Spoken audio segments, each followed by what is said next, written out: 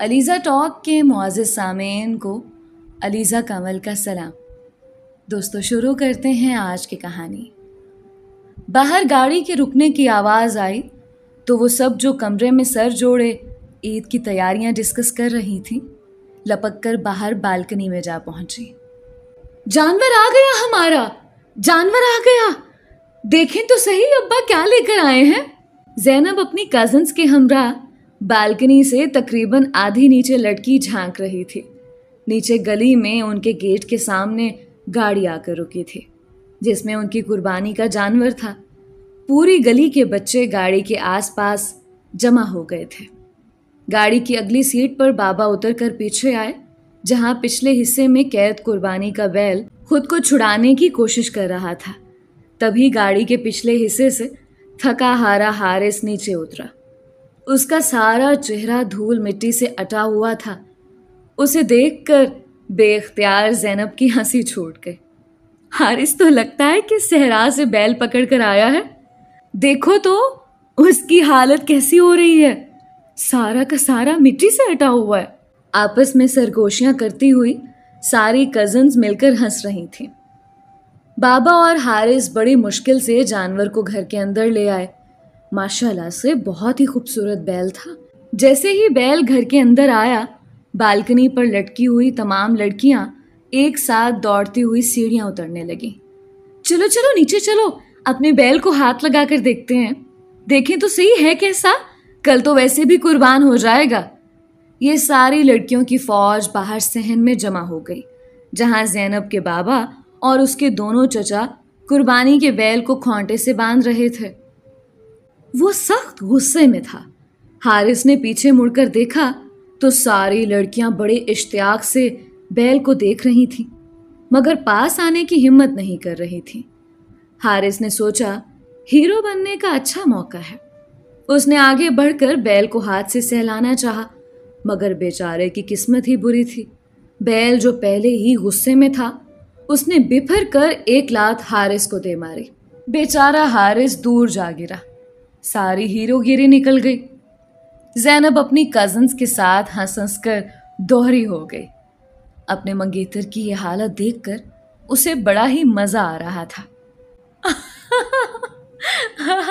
بڑا آیا ہیرو بننے والا، ایک مرغا تو پکڑا نہیں جاتا اس سے، چلا ہے بیل پکڑنے۔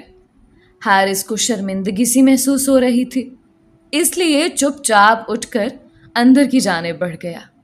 اتنے میں بابا نے ساری لڑکیوں کو آواز دی، آ جاؤ، جس نے بیل کو ہاتھ لگانا ہے میرے سامنے لگا لے، ابھی یہ کچھ بھی نہیں کہے گا۔ سبھی دوڑ کر بابا کے پاس چلی گئیں سوائے زینب کے۔ اسے پتا تھا حارث کا مذاق اڑانے کا یہی موقع تھا۔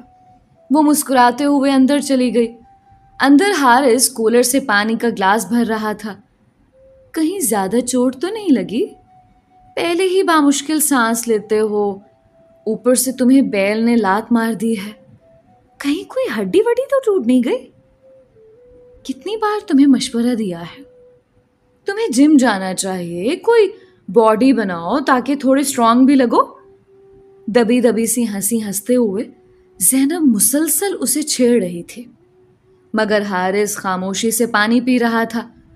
حارث زینب کا چچا زاد کزن تھا اور بچپن کا منگیتر بھی۔ دونوں یہ بات جانتے تھے مگر ماڈرن زمانے کے لڑکے لڑکیوں کی طرح ایک دوسرے سے رومانٹک گفتگو کرنے کے بجائے ہر وقت ایک دوسرے کی ٹانگ کھینچنے کے پیچھے لگے رہتے تھے۔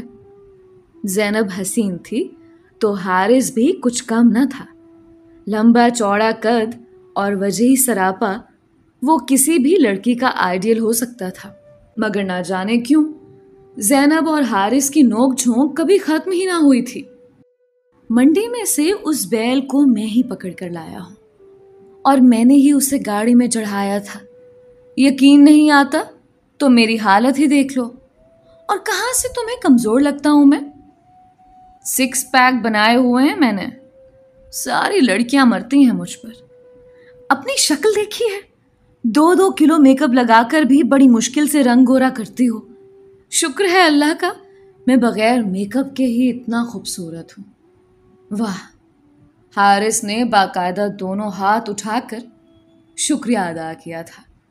زینب جو اس ارادے سے آئی تھی کہ اچھی طرح حارث کا مذاق اڑائے گی، اسے تو لینے کے دینے پڑ گئے۔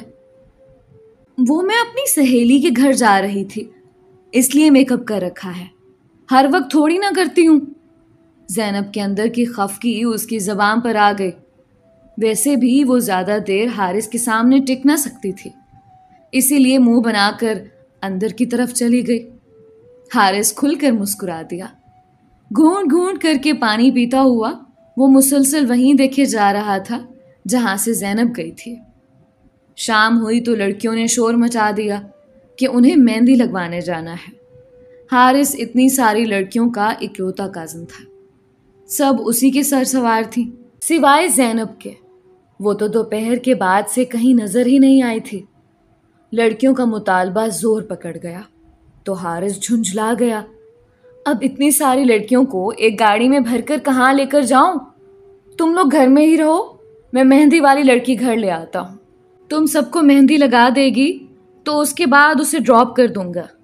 میرے ایک دوست کی وائف بہت اچھی مہندی لگاتی ہیں، تھوڑی ضرورت مند بھی ہیں، اچھا ہے ان کی مدد ہو جائے گی۔ لڑکیوں کو اور کیا چاہیے تھا، گھر بیٹھے مہندی لگ رہی تھی۔ تھوڑی ہی دیر کے بعد حارث مہندی والی کو لے آیا۔ ساری لڑکیاں اس کے گرد گھیرا بنا کر بیٹھ گئیں۔ حارث نے متلاشی نظروں سے ادھر ادھر دیکھا، زینب ابھی تک نہ آئی تھی۔ مریم، زینب کہاں ہے؟ اس نے مہندی نہیں لگوانی کیا؟ پھر بعد میں نہ مجھے بولے کہ میں اسے بازار سے جا کر مہندی لگوا کر لاؤں۔ میں اب کسی کو بھی کہیں نہیں لے کر جاؤں گا یار، جاؤ اسے ڈھونڈو۔ حارث نے اپنی چھوٹی بہن مریم سے پوچھا۔ وہ بے تابی سے اپنی باری آنے کی منتظر تھی، بے دھیانی سے بولی، اسے پتہ نہیں کیا ہوا ہے، سڑیل سا موڈ بنا کر اپنے کمرے میں پڑی ہوئی ہے۔ میں نے بولا بھی تھا مہندی لگوا لو، پر شاید اس کا موڈ نہیں ہے۔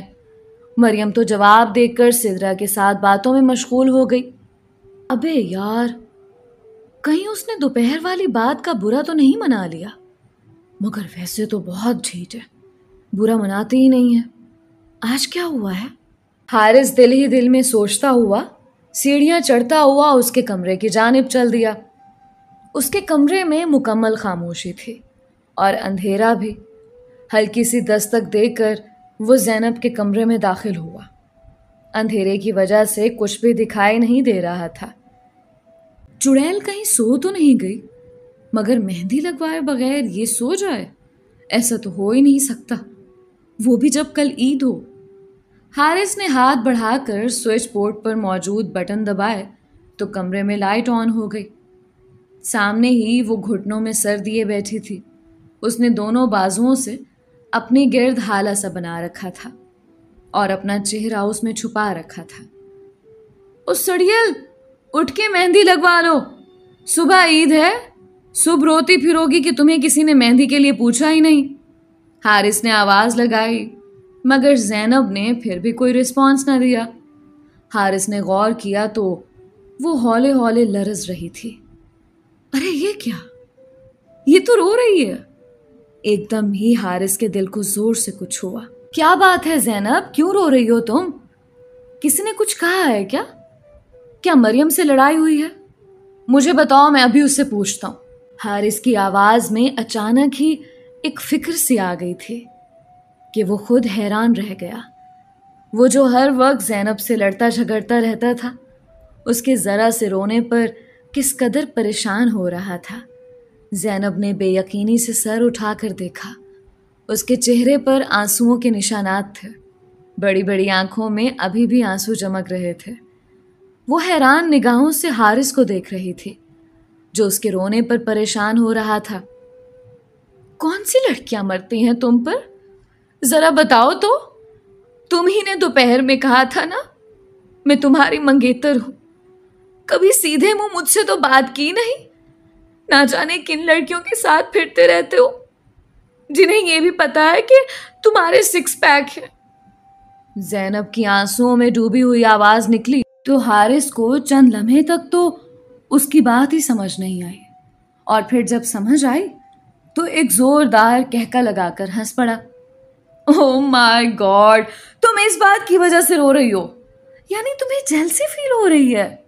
کہ मैं दूसरी लड़कियों के साथ घूमता हूँ जो मुझ पर मरती हैं। शरारती सी मुस्कुराहट चेहरे पर सजाए अब हारिस उससे पूछ रहा था। ज़ैनब सटपटा गई। अपनी बेवकूफ़ी के हाथों वो उसके ऊपर वो राज अयां कर बैठी थी जो वो खुद से भी छुपाती थी। उसने तो कभी जाहिर ही नहीं किया था कि वो हारिस से इतनी मोहब्बत करती है कि उसे हारिस का दूसरी लड़कियों से बात करना तक बुरा लगता है। कुछ नहीं कह रही मैं जा रही हूँ और मुझे कोई नहीं लगवानी मेहंदी, वो नाराज़ी से कहती हुई उठकर जाने लगी, मगर तब चौंक गई जब एक झटके से हारिस ने उसका हाथ थाम लिया। ज़ैनब का दिल उछलकर हल्क में आ गया। हारिस ने ऐसा सब पहले कब किया था? वो तो हमेशा काट खाने को दौड़ता रहता था। तुम्हें जाने भी कौन दे रहा है? अबे तुम्हारे अलावा और है ही कौन जो मुझ पर मरे? मैं तो बस इंतज़ार ही कर रहा हूँ कि कब तुम मेरे निकाह में आओ और मैं तुम्हें बताऊँ कि मैं तुमसे कितनी मोहब्बत करता हूँ।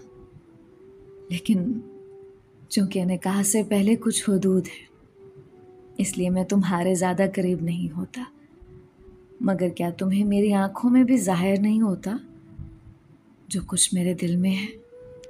ज़ैनब ने पलट कर उसकी आंखों में देखा, मगर हारिस की आंखें जज्बात से इस कदर बोझल हो रही थीं कि ज़ैनब को उसे नज़र मिलाना मुश्किल हो गया। एक खूबसूरत सी मुस्कुराहट उसके लबों पर बिखर गई। हारिस जान गया कि उसकी गलतफहमी दूर हो चुकी है। अच्छा आप चलो, तुम्हें मेहंदी लगवा कर आता हूँ और चूड़ियाँ भी दिलवाता हूँ।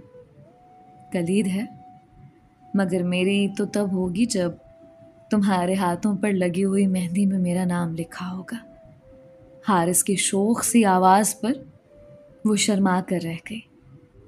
मैं तुम्हारे साथ जाऊंगी तो किसी को बुरा तो नहीं लगेगा? क्यों बुरा लगेगा? तुम मेरी मंगेतर हो और वैसे भी हम दोनों कज़न्स भी तो हैं। बाकी सारी लड़कियां तो नीचे मेहंदी लगवा रही हैं, सिर्फ तुम ही रहती हो। मैं चाहता हूँ कि तुम्हारी मेहंदी सबसे अच्छी लगे, इसलिए तुम्हें स्पेशल जगह ले जाता हूँ। और तुम्हारा ईद का गिफ्ट भी तो लेना है। ज़ैनब खुलकर मुस्कुरा दी। हारिस का दिल कितना प्यारा था। वो जो ये समझती थी कि वो उसके मुतालिक अपने दिल में कोई जज्बात ही नहीं रखता, आज गलत साबित हो गई। थोड़ी ही देर के बाद बाइक पर उसके पीछे बैठी हुई वो सोच रही थी कि वो दुनिया की सबसे खुशकिस्मत लड़की है जिसके नसीब में हारिस जैसा प्यारा इंसान है। दोस्तों, ये थी हारिस और ज़ैनब की खूबसूरत सी कहानी। उम्मीद करती हूँ कि आपको बहुत पसंद आई होगी। अपनी राय का इजहार ज़रूर किया करें। मिलते हैं एक नई कहानी के साथ। अपना और अपनों का बहुत ख्याल रखें। अलीज़ा कमल को इजाज़त दीजिए। अल्लाह हाफ़िज़।